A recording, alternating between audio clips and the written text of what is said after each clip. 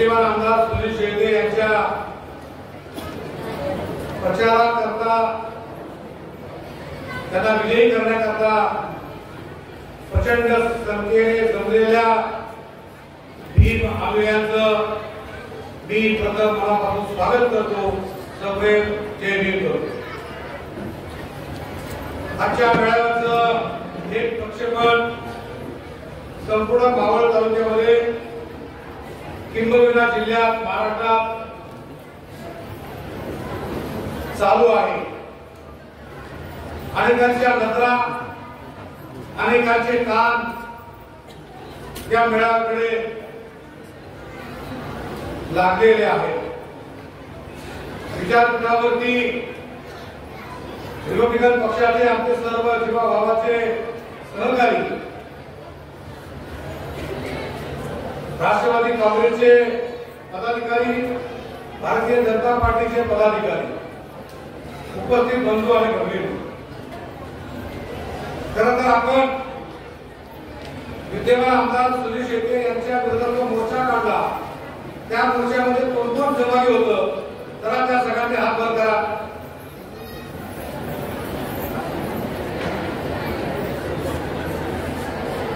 उभ्या महाराष्ट्र आणि मावळ तालुक्यात तो मोर्चा पाहिला.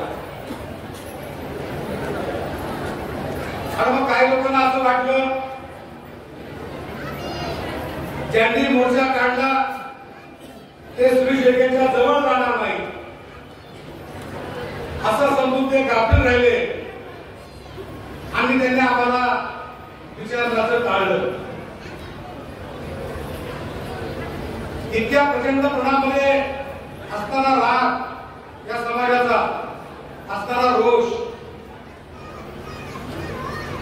खरं तर मी सोडलो तर कुणीच सुनील रामनाथ शेळकेंचं समर्थन मीटिंग मध्ये केलेलं नव्हतं. मला समर्थन का करावं लागलं? पक्षाचे राष्ट्रीय अध्यक्ष आणि आपल्या सर्वांचे लाडके नेते रामदासजी आठवलेंनी घेतलेला निर्णय इतकी प्रचंड प्रमाणात नाराजी असताना आमच्या कार्यकर्त्यांना वाटलं असं की मोर्चा काढणारी माणसं आजच्या विजयी सभेला येतात की नाही. आमचे विठ्ठलराव शिंदे म्हणले की पुरुषांची संख्या कमी आहे, संख्या आमची हळूहळू वाढते. 15 वर्षांनी काही काळापूर्वी आम्ही सोबत काम केलंय. मित्रांनो, 15 वर्षामध्ये आपण पहिल्यांदा बापू बेगडे आणि बाळा बेगडेची लढत केली आणि बापू बेगडेंचं आपण समर्थन केलं,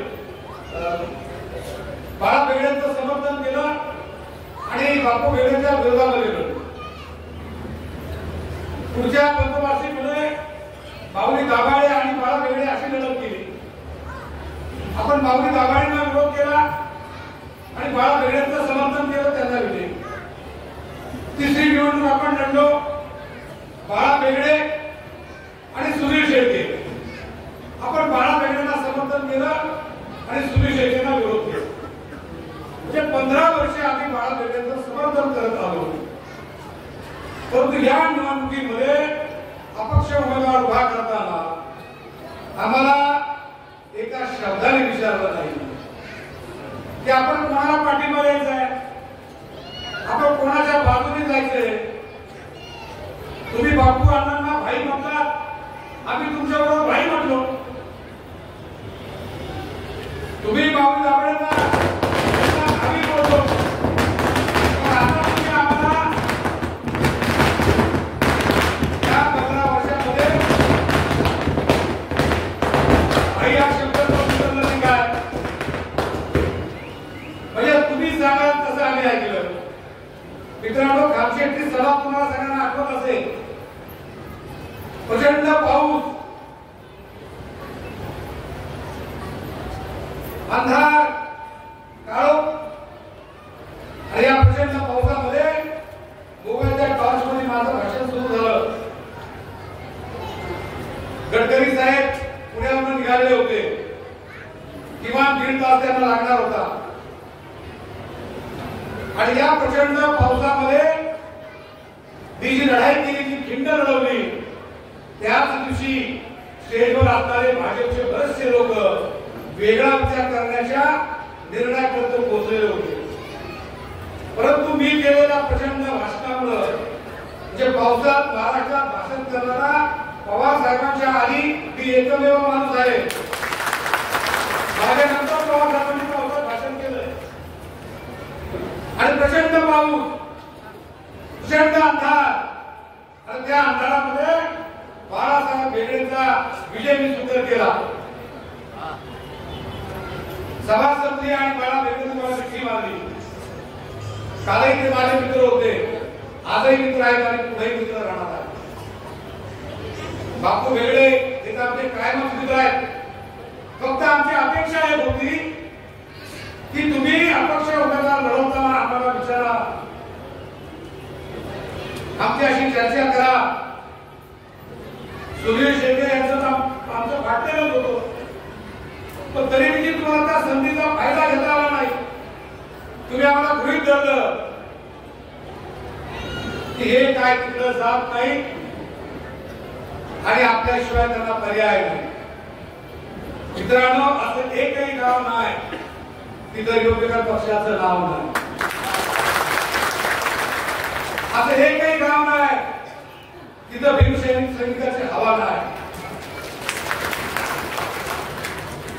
आपण कुठे म्हटलं की दहशत करतील, घाबरून जाऊ नका. भीमसैनिकांच्या नादी लागलं ऐऱ्या गायऱ्या नवीन खायचं काम नाही. आम्ही दोस्ती करतो ती प्रामाणिकपणाने करतो आणि शेवटपर्यंत करतो. मित्रांनो, सुनील अण्णा शेट्टीने अजून आपला काही विकास केलेला नाही, अजून आपल्याला कुठलाही निधी दिलेला नाही.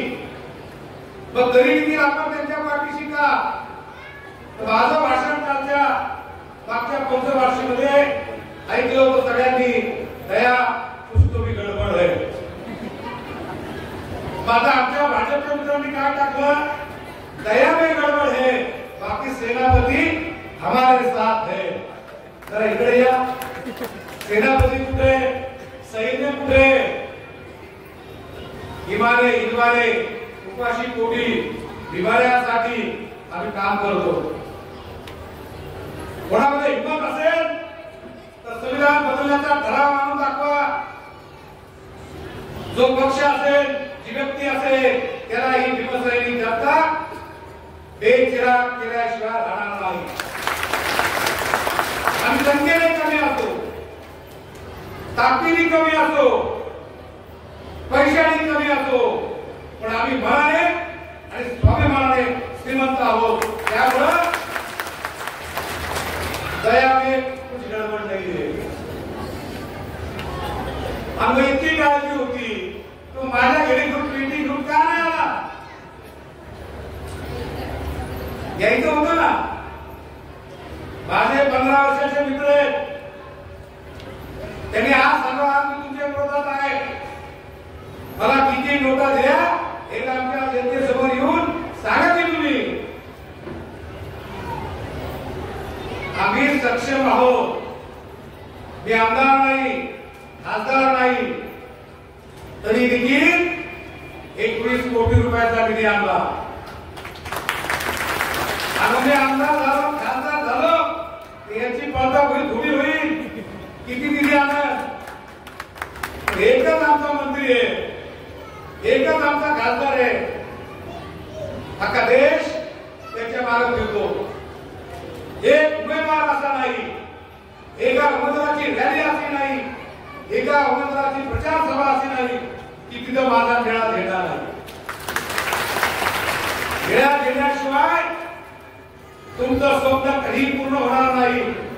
आणि म्हणून या झेंड्याला माया लावताना प्रामाणिकपणाने लावा, स्वार्थपणाने लावू नका. सुनील अण्णा शेट्टींनी आमची दुश्मनी पाहिली, उभ्या महाराष्ट्रात पाहिली. आज हा मावळ तालुका आमची मैत्री पाहतोय, लाईव्ह पाहतोय. आम्ही मैत्री करताना मन मोकळी करतो आणि दुश्मनी करताना देखील मन मोकळी करतो. काय आमचा वाद होता? बाबासाहेब आंबेडकरांचं स्मारक एका बाजूला, जिल्हा उपरुग्णालय एका बाजूला. तुम्ही अण्णा शेळकेंना काही लोकांना सांगितलं की भिंत तिकडे सरकली. ज्ञानेश्वरांनी भिंत चालवली, तशीच आम्ही ती भिंत सांभाळली. ती भिंत आम्ही हलवून दिली नाही. माझ्या मुलाखती ऐका, छातीवरती गोळ्या घेऊ तर स्मारकाची 1 इंच सुद्धा जागा घेऊ देणार नाही.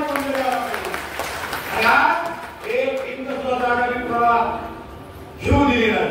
हा तुमच्या आमच्या सर्वांचा प्रचंड विजय आहे.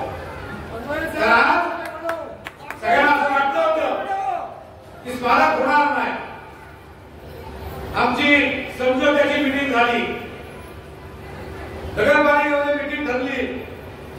काही लोकांनी घालून वरसुलीचं एबीसीबीचं गेस्ट हाऊस निवडलं. आम्हाला तर ते गेस्ट हाऊस सुद्धा माहिती. तिथं ज्यावेळेस आमच्या चर्चा झाल्या त्या सगळ्यांचे प्रश्न समोरासमोर आले आणि बाबासाहेबांच्या स्मारकाला यापुढे मी विरोध करणार नाही असं सुनील शेळकेंनी सांगितलं. माझ्या मोर्चाची पहिली माझी मुलाखत तुम्ही ऐका. बाबासाहेबांच्या पुतळ्याला विरोध करा, मग तो कुणी असो त्याच्या विरोधात मोर्चा काढणार म्हणजे काढणारच. आणि जर तुम्ही बाबासाहेबांच्या स्मारकाला पाठिंबा दिला तर मी तुमच्यावरती फुलं उधळी. हे मी पहिल्याच बोलायला सांगितलं. माझी भूमिका कधी तुटपी नसते आणि मला युद्ध घेणं तालुक्यामध्ये तरी अजून सोपं नाही. मित्रांनो, मी जे आपले ज्येष्ठ नेते माऊली दाभाडे आले त्यांचं देखील स्वागत करा. खरं तर ही व्यक्ती माझ्या अतिशय जवळची होती. सहकार क्षेत्रामध्ये आम्ही मिळून बरंच काम केलं, पण महायुतीच्या उमेदवारांसाठी आम्ही माऊली दाभाडेच्या विरोधात देखील काम केलं. परंतु कधी शब्दानं राग व्यक्त केला नाही. आपण आपलं काम करतो, आपण कामाला महत्व देतो, समाजाच्या रक्षणाला महत्व देतो, समाजाच्या संरक्षणाला महत्व देतो. आणि म्हणून आज ती जनता या ठिकाणी जी जमलेली आहे, पहा पहा हा माझ्या विग्रहाचा मळा, पहा पहा माझ्या विग्रहाचा मळा नाचतो झेंडा निळा, नाचतो झेंडा निळा. मित्रांनो, तुमच्या मनामध्ये काही विचार आले असतील, ते विचार हा संपुष्टात आणा. सुनील शेळकेंनी आपलं काम केलंय म्हणून त्यांना मन घेत नाही. आता आपलं काम करायचंय. 5 वर्ष आपण त्याच्या विरोधामध्ये लढलो, त्यामुळे निधी मागण्याचा प्रश्न आला नाही आणि देण्याचा प्रश्न आला नाही. आणि ही निवडणूक आपल्या दृष्टीने महत्वाची का हे सगळ्यांनी लक्षात घ्या. प्रमुखजीने डॉक्टर बाबासाहेब आंबेडकरांचं स्मारकाचं काम पहिल्या अर्धपुत्याचं मी काम केलं. ते काम पूर्ण करू शानदारपणे त्याचं उद्घाटन केलं आणि पूर्णाकृती पुतळ्याच्या स्मारकाचं आता काम सुरू आहे. 3 कोटीचं पहिलं काम आपण आपल्या हिमतीवरती केलंय, शासनाच्या निधीवरती आपण मिळवलंय आणि 3,78,00,000 रुपये मी मागच्या 15 दिवसाकरता पूर्वी मंजूर करून आणले. ना कोणाची मदत होती. आपण आपल्या ताकदीवरती मंडळाच्या जोरावर आपण सगळ्या परवानगी आणलेल्या आहे आणि ते स्मारक पूर्ण घ्यायचंय, ते स्मारक पूर्ण करायचंय. आणि म्हणून आपल्याला कोणाचा आपल्याला घेता कामा नये आणि म्हणून आपल्या पुढं ते स्मारक महत्वाचं आहे. दुसरा प्रश्न आपला महत्वाचा आहे. कार्ला बुद्धलेनी जी ऐतिहासिक आहे, जी जगप्रसिद्ध आहे, त्या लेणीचा विकास करण्याच्या दृष्टिकोनातून माननीय मुख्यमंत्र्यांना आपण निवेदन दिलं, माननीय खासदार श्री डॉक्टर मारणे यांना निवेदन दिलं आणि त्या कारला बुद्ध लेणीच्या विकासाकरता 10 कोटीची मागणी आपण केलेली आहे आणि तत्वता तिला मान्यता मिळालेली आहे हे देखील तुम्हाला मी आवर्जून सांगतो. कानापाट्याला सभा झाली अजितदादांची आणि सुनील अण्णा शेळकेंची, त्या विचारपीठावरती मी होतो. सुनील अण्णा शेळकेंचं भाषण झालं होतं तेव्हा मी पोहोचलो. अजितदादांचं भाषण सुरू झालं, मी सुनील अण्णाला एक चिठ्ठी दिली, कारला लेणीचा विकासाचा मुद्दा मांडा, अन्यथा मी स्टेजवर उठून चाललो. मी स्टेजवर जागच्या जागी सांगितलं. सुनील अण्णा शेळकेंनी अजितदादांना चिठ्ठी दिली आणि अजितदादा म्हणले की कारला बुद्ध लेणीचा विकास करणं हे आपलं ध्येय आहे. इतकं त्या स्टेजवर जाऊन सांगायला तुमचा विषय आहे.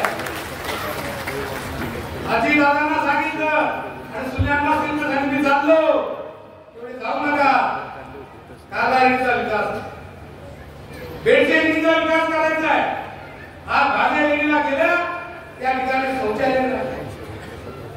आमच्या आई बहिणी कुठं जायचं, पाण्याची सुविधा नाही. तुम्ही एकीकडं 10 कोटी देताय, तीर्थक्षेत्राचा विकास करताय आणि बौद्धांची तीर्थक्षेत्र दुर्लक्षित करता. जर उदरगमने कानाडोळा केला तुमचा सत्यानाश ठरला, 100% सत्यानाश होईल. आणि म्हणून मी तुम्हाला सांगतो की आज या सगळ्या जनतेसमोर सांगतो की तुम्ही शेळके आमदार निश्चितपणे होणार नाही आणि त्यांचा पहिला फंड कारला बुद्ध लेणीसाठी काही मिळाला पाहिजे. हा घरपोच पोचवा. हा जर निरोप नाही पोचला बिल किस्ता केला लेट उठल. गायकवाड साहेब बोलले की लवकर जा, आम्ही लवकर जाणार नाही. मी बोलतो ते करतो आणि स्पष्ट बोलतो. मित्रांनो, आता आम्ही परतीच्या प्रवासाला सुरू झालेलो आहोत आणि या परतीच्या प्रवासामध्ये समाजाचा सर्वांगीण विकास करू शकलो नाही तर आपल्या जिंदगीला कुत्र्याची उपमा दिली तरी काय नाही. कशा करता झाला तुम्ही असताना कारला लेणीचा विकास होणार नसेल तर आत्महत्या केलेली होईल. आणि एकरा देवीचा तुम्ही विकास करताय, आम्ही स्वागत केलं. बुद्ध लेणी वर्षी घेऊन 2,500 वर्षाची 3,000 वर्षाची आहे आणि म्हणून यंदाचं मत कारला बुद्ध लेणीला आहे. तुम्ही या 20 तारखेला जा, गड्याच्या पाठीमागं तुमच्या समोर कारला बुद्ध लेणी आली पाहिजे आणि कारला बुद्ध लेणीचा विकास आपल्याला 100% करायचा आहे. आणि त्याकरता माझी तुम्हाला सर्वांना हातून विनंती आहे की तुमचं मत तुम्ही कोणाला दिलं आहे तुम्ही विचार करता, पण यंदाचं मत कारला बुद्ध लेणीला आहे. जर तुम्ही कारला बुद्ध लेणीला मत देणार असाल तर उंच करा आणि सगळे सांगा की यंदाचं मत हे कारला बुद्ध लेणीलाच असेल. धन्यवाद धन्यवाद. एक विजन पाहिजे, कोण किती पैसे देतं म्हणून मला त्याला मत नाही. कोण मला विकत घेते त्याला माझं मत नाही. मी तर मॉलमध्ये आहे, ज्याच्यात दम असेल तो माझी बोली लावल. मी इतकं काम केलंय त्याच्यामुळं ज्या काही टीका टिप्पणी होती त्याला खंबीरपणाने उत्तर द्या. आज भाजी लेणी दुर्लक्षित. तुम्ही जगणारे महाराजांचा तीर्थक्षेत्र म्हणून दर्जा देता, आनंद आहे, शासनाचं स्वागत आहे. आणि मग एवढं तर बुद्धिविहार काय झालं ते का तीर्थक्षेत्र नाही का? जगातली पहिली उत्तम बाबासाहेब आंबेडकरांनी 25 डिसेंबर 1954 ला बाबासाहेबांच्या स्वास्थ्य दाभाडेची त्या ठिकाणी बसवली आणि मग आपल्याला त्या बुद्धविहाराचा विकास करायचा नाही. ते तीर्थक्षेत्र नाही. आज हजारो जनता त्या ठिकाणी आणि म्हणून आपल्याला दुसरी मागणी आपली आहे की देवस्थ बुद्धविहार झालं पाहिजे, तीर्थक्षेत्राचा दर्जा मिळाला. आणि जर तुम्हाला मान्य असेल तर काय त्या सरकार करा. मला किती मिळणार आहे यापेक्षा माझ्या समाजाचं काय भलं होणार आहे ही दृष्टी ठेवा. जे पहिल्यांदाच मतदान करतात त्यांना पहिल्यांदाच मतदान जर करत असाल तर कारला बुद्धली गेला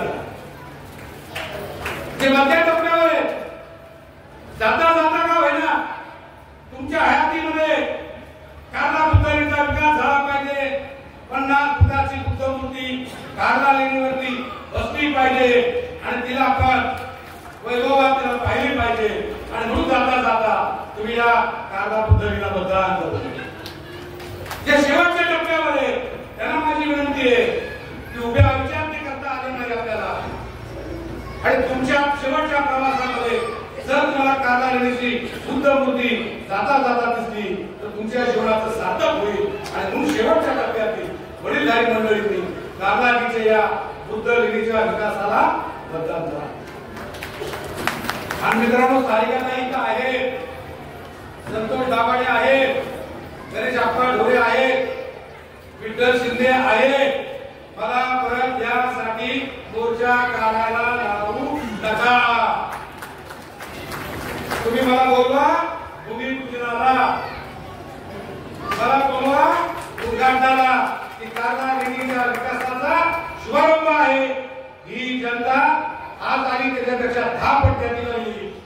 माझ्या लेणीचा विकास करा देरोडच्या पुतळ्याचा विकास करा.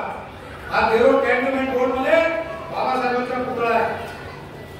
दुर्लक्ष शिंदे माझ्या नियोजन समिती मार्फत मी 10 लाख दिले परंतु बाबासाहेबांच्या पुतळ्याचं सुशोभीकरण झालं पाहिजे आणि म्हणून देरोडच्या जनतेला कार्यकर्त्यांना माझे हात जोडून विनंती आहे थोडासा मान सन्मान कमी झाला तरी चालेल पण बाबासाहेबांच्या पुतळ्याचं सुशोभीकरण झालं पाहिजे हा निर्धार करा आणि देवरोड वासियांनो यंदा सोबत बाबासाहेबांच्या पुतळ्याच्या सुशोभीकरणाला द्या.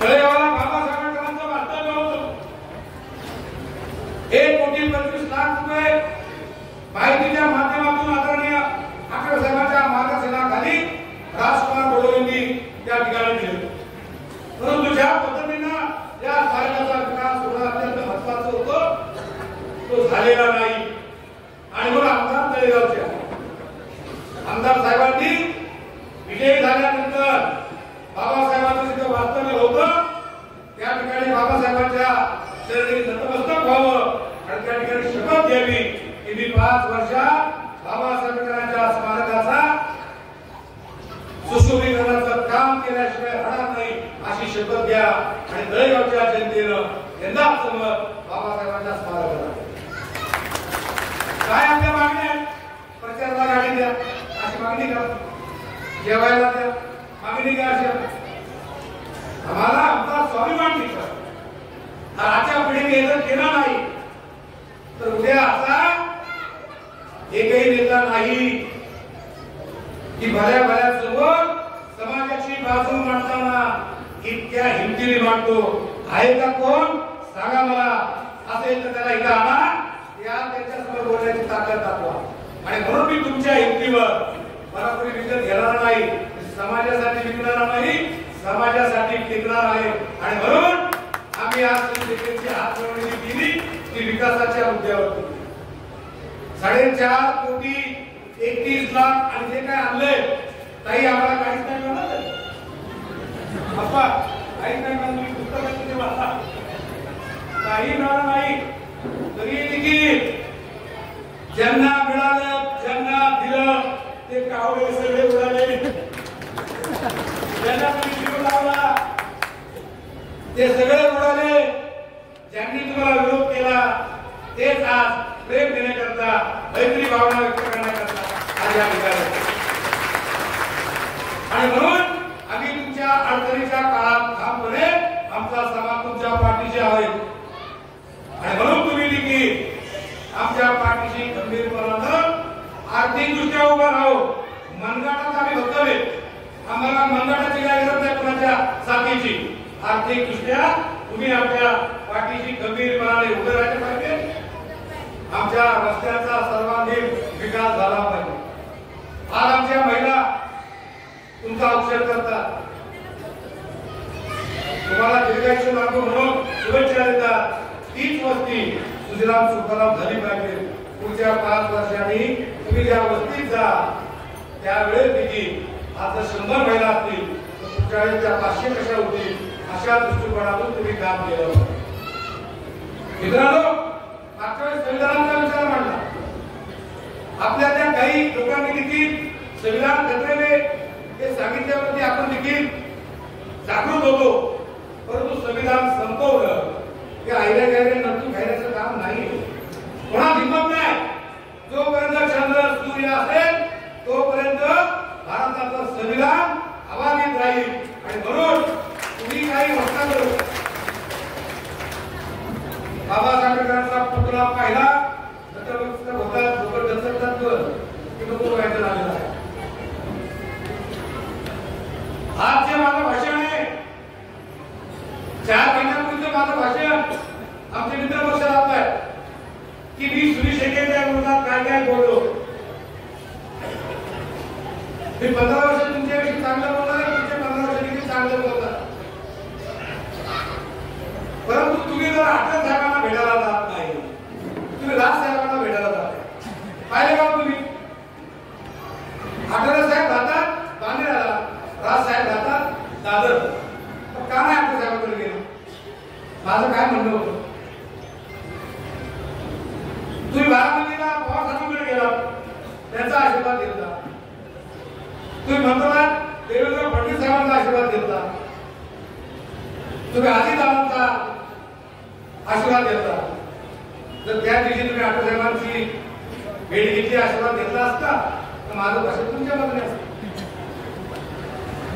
कारण माझं सुप्रीम कोर्ट, समाजाचा सुप्रीम कोर्ट हे रामदास आठवले आहे आणि ते समाजाचं रक्षण करतात. तुम्हाला गंमत सांगतो, देवळ पासून ते खंडाळ्यापर्यंत ज्यांना ज्यांना पोलीस संरक्षण होतं त्या सगळ्यांना ठेवलं, फक्त माझं पोलीस संरक्षण काढलं. आम्ही एस साहेबांना प्रश्न विचारला, त्यावेळी आचारसंहिता आहे. अरे सुनील अण्णा शेळकेच्या बरोबर 14 आहेत ना, त्यांना आचारसंहिता नाही. आपल्या डोळ्यातल्या लोकांना त्यांना आचारसंहिता नाही, मग मलाच काय आचारसंहिता? तर मला ही तालुक्याची आचारसंहिता होती की मी कुणा रात्री अपरात्री फिरू नये, कुणाच्या प्रचाराला जाऊ नये, यांचं पोलीस संरक्षण काढा म्हणजे हा कधी घरी बसत. अरे माझ्या डोक्यावर निळी पोटी आहे. हे माझं सर्वात मोठं कवच आहे. त्यामुळं कुठलीही गोळी असो, ती गोळी आमच्या शेतीवरती घालताना अनेक वेळा विचार करतील. मी तुम्हाला एक गोष्ट सांगतो की विरोधाच्या नगराध्यक्ष पदाची निवडणूक लढवत होतो. मी एकटाच होतो. बाकी सगळे काँग्रेस, राष्ट्रवादी काँग्रेस आणि अखिल भारतीय सेनेचे नगरसेवक होते. काँग्रेस बरोबर आमची युती होती आणि काँग्रेस बरोबर युती असताना आम्ही काँग्रेसच्या लोकांना निवडून दिलं. परंतु राष्ट्रवादी काँग्रेस दरम्यान स्थापन झाली होती. त्यांची आणि काँग्रेसची युती नसताना देखील राष्ट्रवादीच्या उमेदवाराला आणून त्यांनी काँग्रेसने नगराध्यक्ष केलं आणि मला नगराध्यक्ष होऊ दिलं नाही. त्या दिवसापासून तालुक्यातील काँग्रेसला मी कधी येऊ दिलं नाही. त्या तुम्ही आठवले साहेबांचं मंत्रीपद गेलं, श्रेणीला पराभव झाला, पक्षाचं सामान बाहेर काढलं. आम्ही राजकीय वर्तुळातून काँग्रेसला बाहेर काढलं. आज हे काँग्रेस विरोधी पक्षात आहे. ते केवळ आणि केवळ रामदास आठवले बोला. ज्यावेळेस तुम्हाला आमची गरज असते त्यावेळेस तुम्ही आम्हाला जवळ करता. आमची गरज संपली की आम्हाला बाहेरचा रस्ता दाखवतो. आणि मग आम्ही सगळ्या लोणाच्या नगरसेवकांनी दगडी चाळीत आम्हाला नेलं. दगडी चाळ म्हणजे माहिती आहे का? दगडी चाळ, अरुण गवळी सगळे नगरसेवक त्या ठिकाणी बसवले. खडूशेठ जाधव हे माझ्या बरोबर होते. आम्हाला काजू बदाम सगळं दिलं. परंतु ते काजू बदाम खाण्याची सुद्धा इच्छा होत होती. कुठून गोळी, कुठून चपरी, कुठून तलवारी या भीतीने आम्ही गप्प होतो. समोरच्याने डोळे वटारले, आम्ही ताटातले काजू बदाम संपवले. नाही खाल्लं तरी गोळी, खाऊन मरावं. दाभाडे सरकारचं तुम्ही कधी गेला तेवढे काय विचारा. आणि मग आम्ही एक एक मंदिरावरती गेलो. खाली मी एकाला बोललो जय भीम. त्यांनी 4-5 जणांना सांगितलं अरे आपला आहे. त्यांनी सगळ्या माध्यमांनी निरोप दिला की आपलं लेकरू येतंय. जीवाला धागा पट्टा होता कामा नये. मला सगळ्यांनी सुरक्षित अरुण गवळीच्या समोर नेलं. सगळे नगरसेवक बसले. प्रत्येकाची मुलाखती झाल्या. अरुण गवळी मला विचारलं की तुमचे नगरसेवक किती आहे. मी एकटाच. आणि कसा नगराध्यक्ष होणार. मी निश्चितपणे नगराध्यक्ष होणार आणि तुम्हाला पेढे द्यायला येणार. हे बोलताना कपडे घामाकून झाले होते. हा म्हटलं मोठं कशाला बोल. सगळे नगरसेवक खुशीत होते. एकदा नगराध्यक्ष पदातून मागा नाहीतर शिवबाई नाही त्यांच्या घरी येईल. दोनळ्यामध्ये खरं सांगत नाही. आपल्याला आवाज नाही आला तरी असं वाटायचं की वासनाची बळी आहे. सगळ्या नगरसेवकांचा परेड झाली. प्रत्येकानं अरुण गवळीच्या पायाला हात लावला. जोरात जय शंभू नारायण म्हटले आणि मागे गेले. जब माझा नंबर आला ना मी अरुण गवळीच्या पुढे उभा राहिलो. कोणी हात जोडले आणि जोरात जय भीम म्हटलो. जय भीम म्हटल्या अरुण गवळीच्या पापण्या खाली लावल्या. सगळ्या नगरसेवकांनी तुम्ही बाहेर जा. मला एकट्याला ठेवला. सगळे म्हटले आपल्याला कुठं दरवाजातून कानाचा घेतायत. डोकीचा आवाज येतोय का. मला म्हणाला या सगळी काय तुम्ही सुरक्षित हा अरुणगवळीचा शब्द आहे. आणि मला बोलवलं. त्याला सांगितलं की नगराध्यक्ष पदावरती रिपब्लिकन पक्षाचे सूर्यकांत कांबारे हे बिनविरोध निवडून आले पाहिजे. आणि बोलताना अरुणगवळीने काय सांगितलं नाही की भीमशक्तीच्या विरुद्ध लढण्याची ताकद अरुण गवळीच्या मनगटामध्ये नाही. हे अरुण गवळीने सांगितलं. आज सगळे नगरसेवक जेवणले त्यांना विचारा. आणि मी गवळाच्या नगराध्यक्ष पदावर 125 वर्षानं बौद्ध समाजाचा मी पहिला नगराध्यक्ष झालो. आणि म्हणून आमचं मनगट हे भल्या भल्याला कापवतं. छत्रपती शिवाजी महाराजांनी एकदा पंगत बोलवली. शिवाजी महाराजांच्या पंक्तीमध्ये सर्व जाती धर्माचे सरदार होते. आणि त्यावेळेस पूर्वाश्रमीचे आपले देखील सरदार होते. आणि त्यावेळेस शिवाजी महाराजांच्या समाजाच्या सरदारांनी विरोध केला की महाराज तुम्ही आम्हाला कोणाच्या पंक्तीला बसवताय. शिवाजी महाराजांनी शहाचाही विचार न करता शिवाजी महाराज म्हणाले ज्याच्या मनगटामध्ये ताकद आहे आणि माझ्या सोबत लढण्याची हिंमत आहे तो कोणत्याही जातीचा असो तो माझ्या पंक्तीला बसेल. आणि म्हणून आज आपल्याला सगळेजण विचारतात. भाजपवाले विचारतात. अपक्षवाले विचारतात. राष्ट्रवादीवाले विचारतात. सेनेवाले विचारतात का आपण आपल्या नफ्याची ताकद भरभक्कमपणाने बनवली.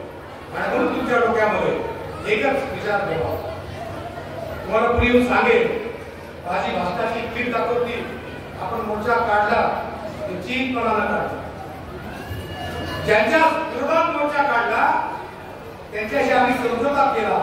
का समझोता करण्याची वेळ आली. या प्रश्नाचं उत्तर आहे का कोणाकडं. ज्यांच्याशी 15 वर्ष मैत्री केली त्याचा एकही मित्र बाबासाहेबांच्या स्मारकासाठी आमच्या खांद्याला खांदा लावून आला नाही. आमच्या सोबत लढला नाही. कसं त्याला म्हणण्याची इच्छा होती. अरे विरोध करणाऱ्यांनी समोर केलाय. तुम्ही मात्र आमच्या साथीला म्हणाला. आणि मित्रांनो दरम्यान जो मोर्चा काढला होता ना तो मोर्चा आजपर्यंत जर तुम्ही पेटत ठेवला असता तुम्ही यांना शेतकरी आमदारकीचा फॉर्म भरला नसता, पण तुम्ही त्याला गप्प बसले. सूर्यकांत वाघमारे यांनी त्यांचा समावेश करतोय, तुम्ही गंमत पाहिली, आता आम्ही तुमची गंमत पाहिली. बिघडलं कुठं? खरं का खोटं?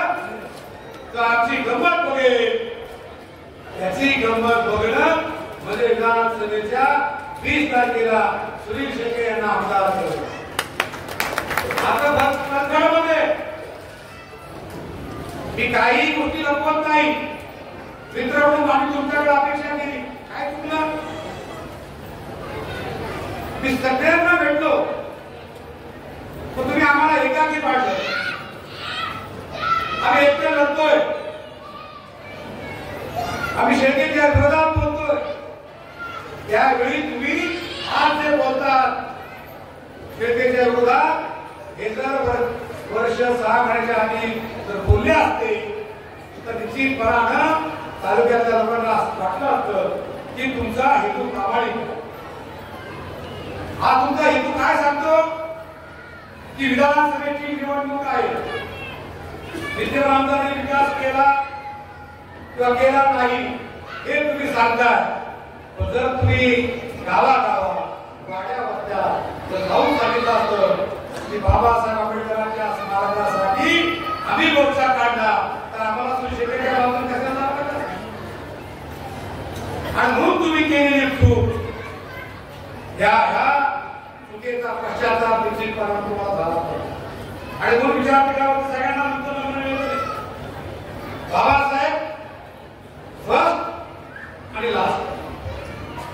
आणि म्हणून बाबासाहेबांना प्रश्न ज्यावेळी उभा राहील त्यावेळी जे आमच्या मैत्रीचा हात करतात ते आमच्या खांद्याला खांदा लावून आले पाहिजे. ही आमची राष्ट्र मागणी आहे, आणि ती मागणी तुम्ही मान्य केली पाहिजे. बरे आमचा विकास नाही झाला तो जिथं बाबासाहेबांना पसंत नाही त्या प्रश्नाकरता तुम्ही आमच्या बाजूने लढता. आणि आज या मावळ तालुक्यामध्ये निर्णायक मुद्दे आपली मेळावा कसा घ्यावा हे देखील गुरुदत्त मंगल कार्यालय तालुक्याला सांगतोय. मेळावा घ्यायचा तालुक्यासारखा घ्यायचा. अप्पा बरोबर ना? मेळावा घ्यायचा तो तालुक्यासारखा घ्यायचा. आणि म्हणून काही लोक म्हटले तिकडे म्हणून आपल्याकडे येणार, यांना काय विचारलं नाही तरी चालतंय. सगळे आमदार तुमचे खोके ठरले. आणि म्हणून तुम्हाला समाजाच्या हिताचा समजा आपण 2 वर्ष एक तिकडे एक इकडं तोच तमाशा आपण जर दाखवला असता, समाजाचा विकास कधी करावा? आणि समाजाचा विकास हे मुख्य उद्दिष्ट आहे. आणि म्हणून आम्हाला आज आदरणीय आम्ही सरकारच्या नेतृत्वाखाली आम्ही काम करतो. आज केंद्रामध्ये 15 वर्ष सलग 10 वर्ष आता मंत्री आहे. आणि म्हणून या मंत्रिपदाचा लाभ घेण्याकरता उद्या 20 नोव्हेंबरच्या नंतर महायुतीची सत्ता येणार आहे. आणि या सत्ता येताना निश्चितपणे आपल्या समाजाचा सहभागी मुद्दा असतो. काही माझी नियोजन समिती ही दादांनी दिली. कशी दिली? दादांनी मला मिटिंगला बोलवलं. दादा म्हणाले की तुम्ही भारतीय जनता पार्टीचे मैत्री आहात. म्हटलं तुम्ही कशाला मला बोलवलं? ते आमच्याशी मैत्री करा. बरोबर केली मैत्री. काय पाहिजे? आमच्या कार्याने सांगितलं की आमच्या सूर्यकांत वाघमारे नियोजन समिती करा. अशी दादा म्हणाले दिली. 48 तासात मला नियोजन समितीचं पत्र घरी आलं. 15 वर्ष मी तुमच्या सोबत राहिलो.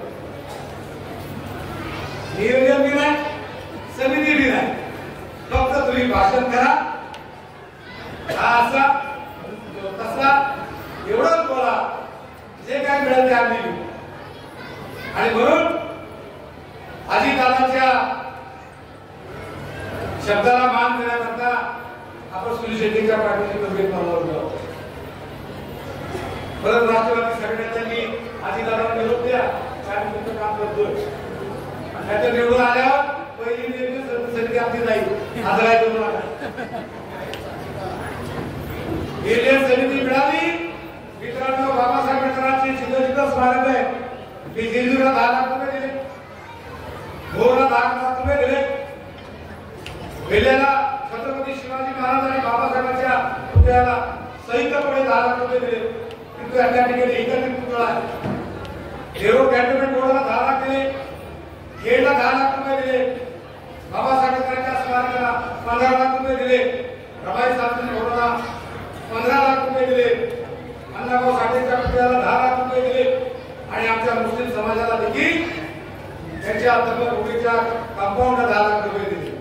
आणि जर एक निर्णय समिती मला मिळाली, मला कुठल्याही समित्यांनी केलं, मी त्याची परतफेड बाबासाहेबांच्या चरणी अर्पण करून आलेला निधी बाबासाहेबांना समर्पित केला. आता पुढचा निधी आपण वस्त्यांच्या विकासाकरता आणि म्हणून त्यांच्या पाठीशी आपण आहोत. त्यांनी देखील आमचं रक्षण केलं पाहिजे आणि म्हणून आज आपण प्रचंड संख्येने उपस्थित आहोत. आमचे विठ्ठलराव शिंदे म्हणले की पुरुष जरा कमी आहे, थोडं थांबा,